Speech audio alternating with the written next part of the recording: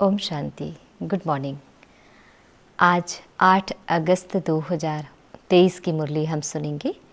मीठे प्यारे बाबा हम बच्चों से कह रहे हैं, मीठे बच्चे, संगम युग ब्राह्मणों के लिए कल्याणकारी है, इसलिए सदा फकूर में रहना है, किसी बात का फिक्र नहीं करना है। तो बाबा ने हमें कहा, मीठे बच्चे, संगम युग ब्राह्मणों के लिए क्या है? कल्याणकारी है। सारे युगों में, सतयुग, त्रेता, द्वापर, कलयुग, इन सभी युगों में सबसे श्रेष्ठ, सबसे उच्च, सबसे कल्याणकारी संगम युग है, क्योंकि इसी युग में हम सभी आत्माओं का कल्याण होता है। कल्याण करने वाला परम पिता परमात्मा, कल्याणकारी पिता भी इसी युग में आते हैं और हम सब आत्माओं के द्वापर और कलयुग के जो विकर्म है, जो पाप कर्म है, उसको इसी समय साफ करते हैं, माफ़ करते हैं और हमें वापस घर लेकर जाते हैं। और अभी इस संगम युग में ही हमें यह ईश्वरीय ज्ञान, इस ईश्वरीय शिक्षा को देते हैं, ताकि हम सतयुग में देवी देवता बनकर सुख और शांति का प्रारब्ध भोग सकें।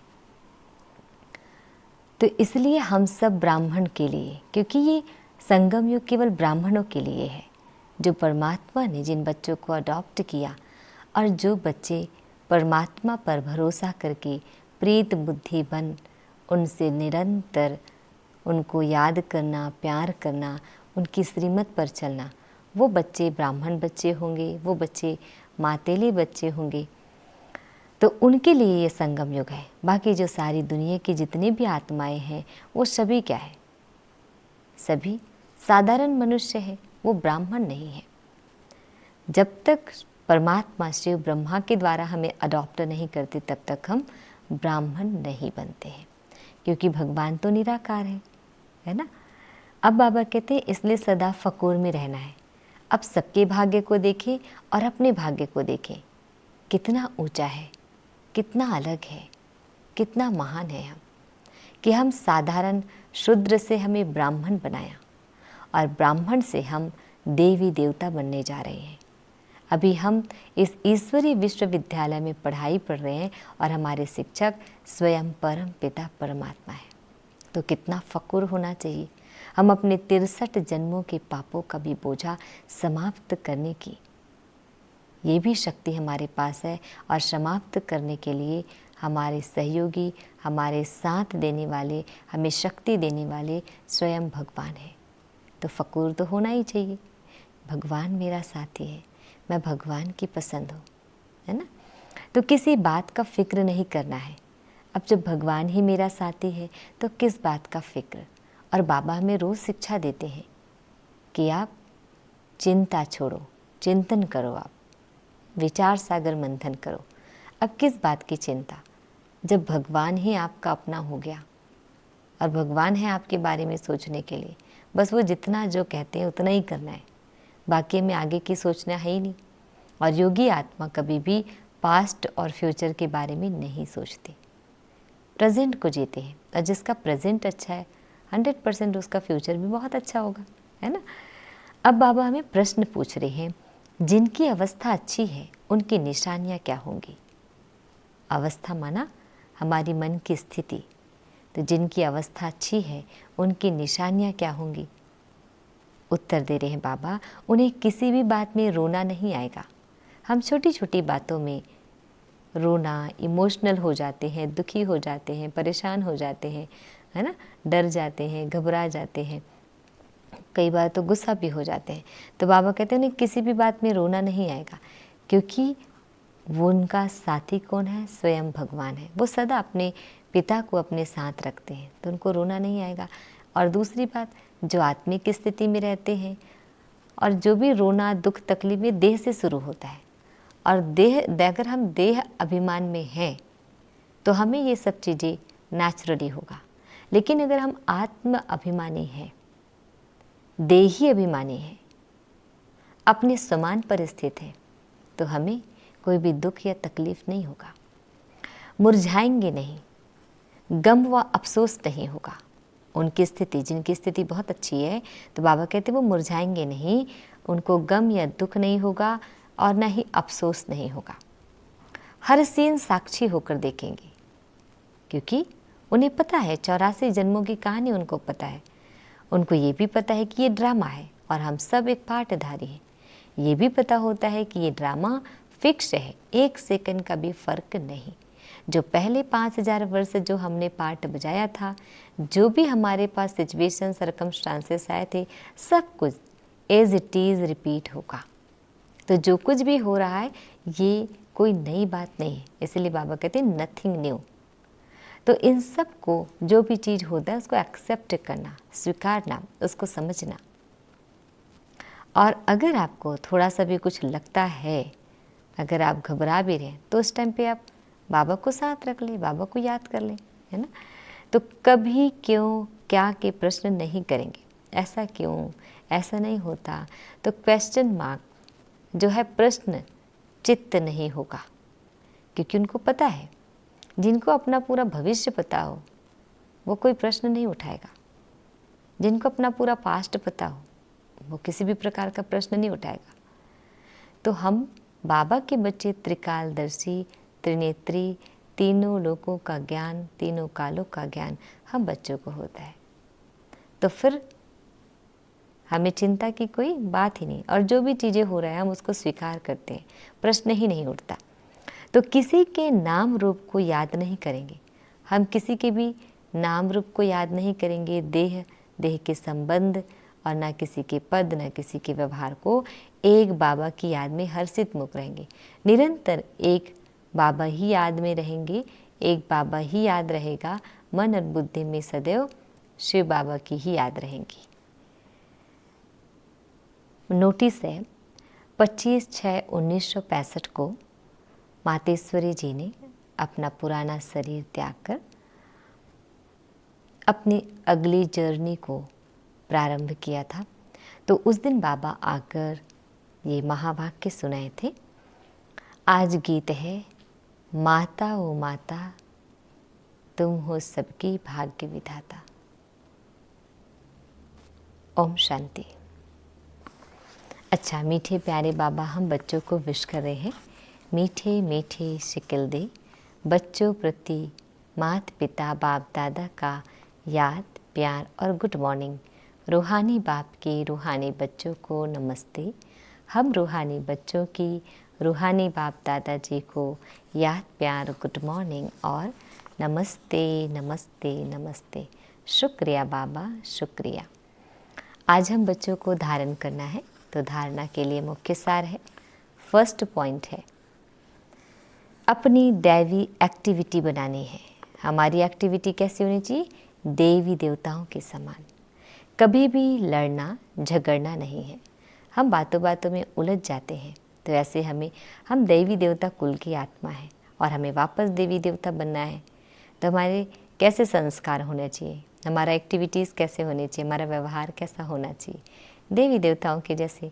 इसलिए बाबा कहते कभी भी लड़ना झगड़ना नहीं है, कड़वा नहीं बोलना है। बोल भी हमारे कैसे हो? बहुत मीठे हो, कम बोलो, धीरे बोलो, मीठा बोलो। इसलिए बाबा कहते हैं लोभ लालच नहीं रखना है। अब वैसे भी किस बात का लोभ, किस प्रकार का लालच रखना, क्योंकि अब तो सब कुछ छोड़कर जाना ही है ना। तो कोई भी प्रकार का लोभ लालच नहीं रखना है। और देखो, लालच या लोभ हम उसको कहते हैं जिससे हम दूसरों का नुकसान करते हैं। हमारी भावना शुभ भावना नहीं होती है ना, उसको हम लोभ या लालच कहेंगे। कोई को दुख नहीं देना है, किसी भी प्रकार का, मन से, वचन से, कर्म से किसी भी आत्मा को दुख नहीं देना है। क्योंकि परमात्मा की याद भी तब निरंतर ठहरती है जब हमारा कर्म अच्छा हो, हमारा बोल अच्छा हो, है ना, हमारा संस्कार अच्छा हो। क्योंकि अगर हम किसी को गलत बोल दिया, एक भी किसी भी एक शब्द, तो उस दिन भगवान भी याद नहीं आता, बड़ा मुश्किल होता है। किसी को दुख दिया हो, उस दिन हमारा मन नहीं लगता, हम खुद ही भारी हो जाते हैं। तो इसीलिए बाबा कहते हैं कि परमात्मा की निरंतर याद के लिए भी, अपनी अवस्था अच्छी बनाने के लिए भी हमें बाहर की जो आत्माएं हैं उनसे भी दुआ, सहयोग, प्यार सब कुछ लेना है ना। तो एक तो परिवार का, लौकिक परिवार का भी, ब्राह्मण परिवार का भी, आसपास के सभी लोगों का भी, है ना। और परमात्मा का तो ब्लेसिंग हमें मिलता ही है, क्योंकि भगवान तो कभी दुख देता ही नहीं है। तो सबका दुआएं हमें जमा करना है, तभी हम बिल्कुल लाइट और माइट हो सकते हैं। सबको सुख का रास्ता बताना है, और अगर हम इन सब चीज़ों को फॉलो करते हैं तो हम ऑफकोर्स सुखी बन जाएंगे, हम सदा सुखी रहेंगे, हर्षित मुख रहेंगे, तो औरों को भी रास्ता बता सकते हैं। ज्ञान से नहीं, बल्कि अपने जीवन के अनुभव से बता सकते हैं। बाबा सेकंड पॉइंट बता रहे हैं हमें, कोई भी विघन में संशय नहीं उठाना है। किसी भी प्रकार की परेशानी हो तो ऐसा क्यों हो गया, ऐसा नहीं होना था, ऐसा होता तो अच्छा होता, मेरे साथ ही क्यों होता है, इस तरीके का संशय नहीं उठाना है। क्योंकि आपको पता है ड्रामा फिक्स है 5000 वर्ष का, तो ऐसे ही बजने वाला है, कोई इसमें चेंज नहीं हो सकता, है ना। हमारे गिड़गिड़ाने से चेंज नहीं होगा, सब कुछ एक्यूरेट है। तो ड्रामा की निश्चित भावी समझ, फकूर में रहना है, फिक्र नहीं करना है। तो जो हुआ वो अच्छा हुआ, जो हो रहा है वो बहुत अच्छा हो रहा है, और जो होगा वो और भी अच्छा होगा, ऐसे सोचकर। और भगवान जब मेरे साथ है तो किस बात की चिंता। तो इस तरीके से हम अपने संकल्पों को एक पॉजिटिव वे पर, सकारात्मक रास्ते में ले जाकर, अच्छी सोच से हम अपने जो ओवर थिंकिंग है उसको भी ख़त्म कर सकते हैं, प्रश्न चित्त है उसको भी ख़त्म कर सकते हैं, संशय बुद्धि उसको भी निश्चय बुद्धि में बदल सकते हैं। और सदा हम फकूर में रहेंगे और फिक्र नहीं करना है, तो किसी भी प्रकार की हमें चिंता भी नहीं होगी। अच्छा, अब बाबा हम बच्चों को वरदान दे रहे हैं। भक्ति में हमने भगवान को कितना वरदान मांगा, अभी यहाँ पर स्वयं परमात्मा हम बच्चों को रोज़ वरदान देते हैं, है ना। तो उस वरदान को हमें रोज़ याद रखना है कि आज मुझे भगवान ने किस वरदान से नवाजा है, आज मुझे भगवान ने कौन सा वरदान दिया। तो उस वरदान को आप याद रखें। कभी भी आपके मन अगर अपसेट भी हो जाते हैं, फालतू की बातें अगर सोचने लग जाते हैं और मन बड़ा भारी हो जाता है, उस समय फिर आप ये वरदान सुन ले, पढ़ ले, है ना, कि आज मुझे परमात्मा ने कौन सा वरदान दिया। तो बाबा हम बच्चों को वरदान दे रहे हैं, सच्ची दिल से बाप को राजी करने और सदा राजी रहने वाले राजयुक्त भव। कहते हैं सच्ची दिल पर साहिब राजी। कौन सा साहिब? परम पिता परमात्मा शिव। अगर हमारा दिल साफ हो, जैसे कहते हैं ना, छोटा बच्चा हो, अगर भगवान को कुछ भी कहे तो भगवान को वो बच्चा ही ज़्यादा पसंद होगा। और हमें क्या होता है, हम उसे स्वार्थ से, भावना से, डर से, लोभ से, लालच से भगवान को याद करते हैं। तो हम कोई ना कोई बात छुपाते हैं, लेकिन बच्चा जैसा है वैसे ही वो सब कुछ बयां कर देता है। इसलिए परमात्मा को कहते हैं सच्चे दिल पर साहिब राजे। जिसका दिल साफ है उस पर भगवान राज करते हैं। तो सच्ची दिल से बाप को राजी करने और सदा राजी रहने वाले राजयुक्त भव। डिटेल है, जो बच्चे सच्चे दिल से बाप को राजी करते हैं, बाप दादा उन्हें स्वयं के संस्कारों से, बाप दादा उन्हें स्वयं के संस्कारों से, संगठन से सदा राजी अर्थात राजयुक्त रहने का वरदान देते हैं। बाप दादा मतलब शिव बाबा और ब्रह्मा बाबा दोनों ही उनको क्या करते हैं, स्वयं के संस्कारों से, खुद के संस्कारों से, संगठन के पूरे ब्राह्मण परिवार के से सदा राजी मतलब सब उस पर राजी होते हैं, अर्थात राजयुक्त रहने का वरदान देते हैं। और उनको क्या देते हैं, राजयुक्त, स्वयं पर राज्य करने वाला, सारी इंद्रियों पर कंट्रोल हो, संयम हो, नियम हो। तो स्वयं के व एक दो के संस्कारों के राज को जानना, परिस्थितियों को जानना, यही राजयुक्त स्थिति है। राजयुक्त स्थिति बाबा ने कहा, देखो स्वयं के व एक दो के संस्कारों के राज को जानना, क्योंकि हर एक का संस्कार अलग अलग है, एक का ना मिले दूसरे से। इस विश्व में जितनी भी आत्माएं हैं, हमें परमात्मा बताते हैं कि सबके संस्कार अलग अलग है। अगर ट्विंस भी होगा तो भी दोनों के संस्कार अलग होंगे। परवरिश एक जैसी है, जन्म एक जैसे हुआ, समय एक जैसे हुआ, माँ बाप एक है, लेकिन फिर भी उनके संस्कार आपको जमीन आसमान का फर्क दिखाई देगा। बाबा कहते हैं परिस्थितियों को जानना, हर परिस्थिति को वो जानने लग जाते हैं। यही राजयुक्त स्थिति है, और इस स्थिति को राजयुक्त कहते हैं क्योंकि जिसका मन स्टेबल है, जो अपने आत्मिक स्थिति में है, उन्हें सिचुएशन क्या आने वाली है उसके जीवन में, वो सब कुछ भी उसको क्लियर पता चल जाता है। तो सच्चे दिल से बाप को अपना पोता मेल देने व स्नेह की रूह रिहान करने से सदा समीपता का अनुभव होता है। सच्चे दिल से बाप को क्या करना है? अपना सारा पोता मेल। बाबा कहते हैं कि रात में अपना पोता मेल, कि दिन भर में अपने क्या अच्छा किया, क्या बुरा किया, क्या आपको नहीं करना चाहिए था, क्या आपको करना चाहिए था, वो सारी डिटेल दिन भर की आप किसको लिखें या बताएं? परमात्मा को। स्नेह की रूह रिहान करने से मतलब आप मन ही मन बाबा से बात करें, रूह रिहान करें, है ना। इससे सदा समीपता का अनुभव होता है। इससे पता चलता है कि मैं परमात्मा के कितने करीब हूँ।